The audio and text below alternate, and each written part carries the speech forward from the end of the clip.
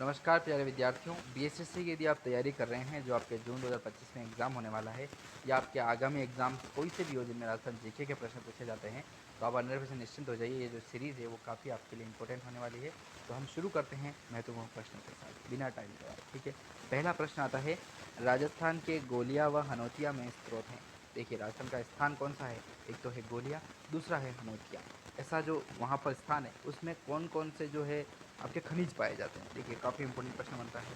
नाम आपने सुने नहीं होंगे लेकिन पूछे जरूर करेंगे एग्जाम में। ठीक है, क्योंकि अब बहुत सारे जो नॉर्मल नॉर्मल क्वेश्चन थे वो एग्जाम में पूछे गए। अब एग्ज़ाम का लेवल बढ़ाने के लिए आपको कुछ जो स्थान विशेष एग्ज़ाम्स के हैं उनमें आपको प्रश्न जो है पूछे जाते हैं। चलिए, पहला ऑप्शन आता है कि टंगस्टन के, दूसरा है तांबा के, तीसरा है मार्बल के और चौथा है मैग्नीज के। तो जल्दी से प्रयास कीजिए, क्या आंसर होगा? राजस्थान के गोलिया व हनोतिया में जो है वो प्रमुख स्रोत किसके हैं?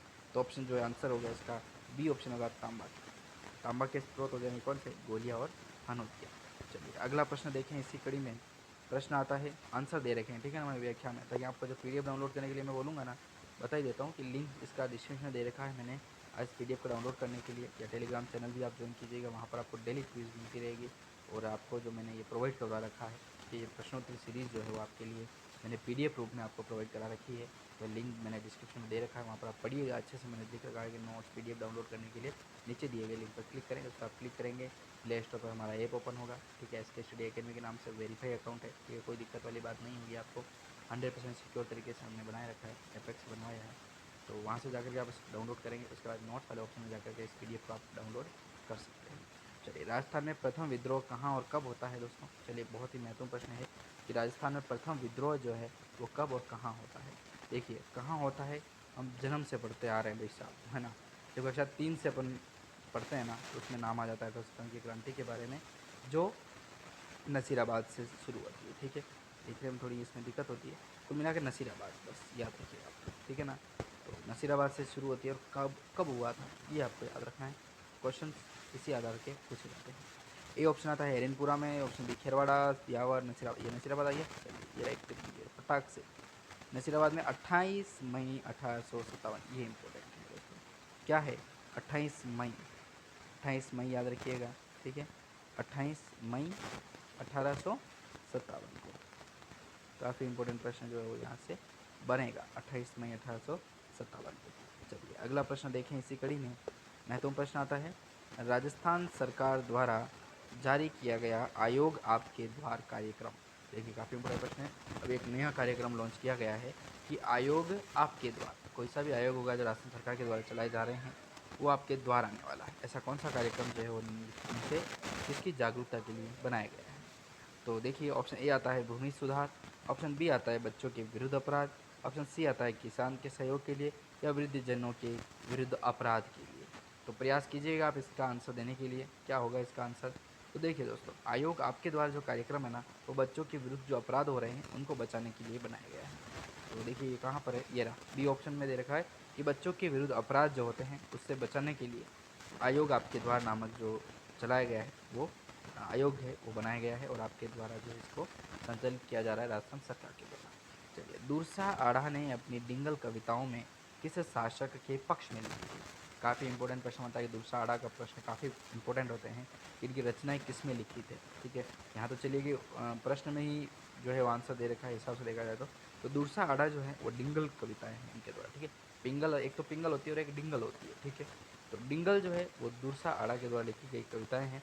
किसके शासक के पक्ष में लिखी गई है? ऑप्शन के आधार पर आप आंसर दे सकते हैं। पहला ऑप्शन है महाराणा प्रताप का, दूसरा पृथ्वीराज चौहान, तीसरा हम्मीर और राणा सांगा।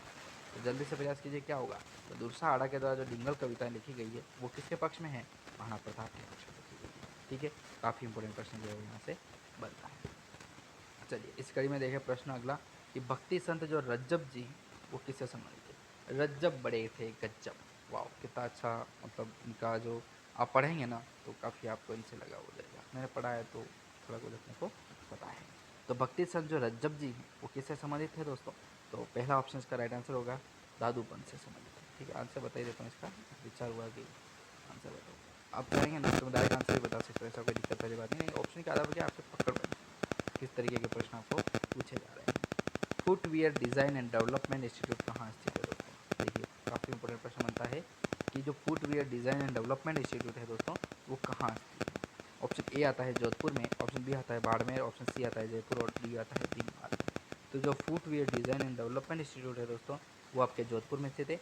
ए ऑप्शन जो है इसका राइट आंसर होने वाला है, जोधपुर में स्थित है दोस्तों। ठीक है, चलिए इसी कड़ी में अगला प्रश्न देखें। तो राजस्थान का कौन सा शहर 100 द्वीपों का शहर के नाम से जो है वो कहलाता है दोस्तों।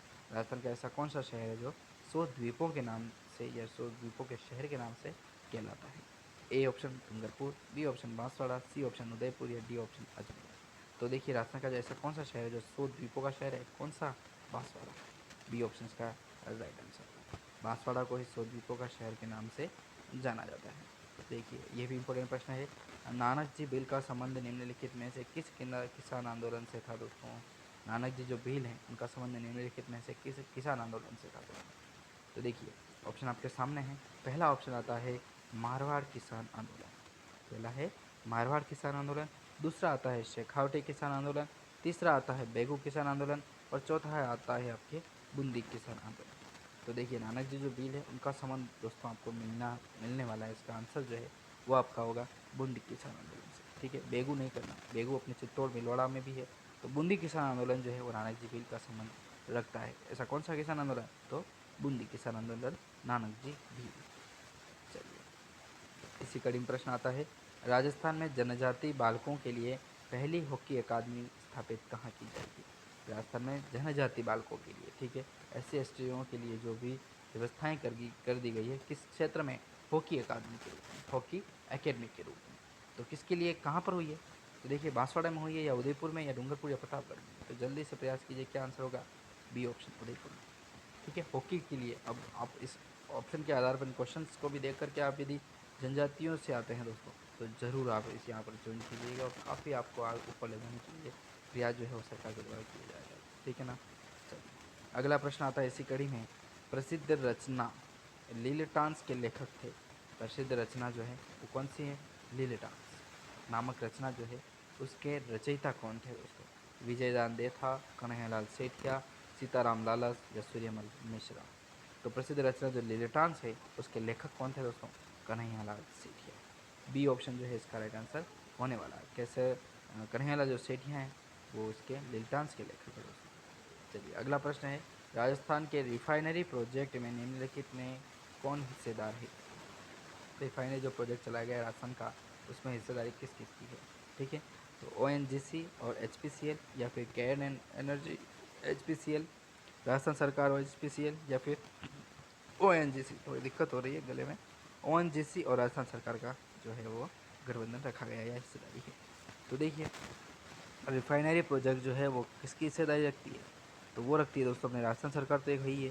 ठीक है, तो यहाँ पर भी राजस्थान सरकार दे रखा है इसमें। ठीक है ना, राजस्थान सरकार ONGC की नहीं है, हाँ HPCL की। ठीक है ना, हाँ तो इसका राइट आंसर कौन सा होगा, सी ऑप्शन होगा, राजस्थान सरकार और HPCL की। ठीक है, कभी कभार कंफ्यूज हो जाता है लेकिन आपको 100% आंसर राइट है। ठीक है ना, कंफ्यूज आपको नहीं होना है। ठीक है ना, हाँ यदि कुछ भी डाउट बना तो मैं बोल दूँगा हाँ गलत है या नहीं आ रहा है, अगली बार बात करेंगे, लेकिन जो आ रहा है वो मैं आपको 100% सही दिखाऊंगा। चलिए राजस्थान की निम्न पर्वत चोटियों को ऊंचाई के बढ़ते हुए क्रम में व्यवस्थित कीजिए। देखिए काफ़ी इंपॉर्टेंट प्रश्न है।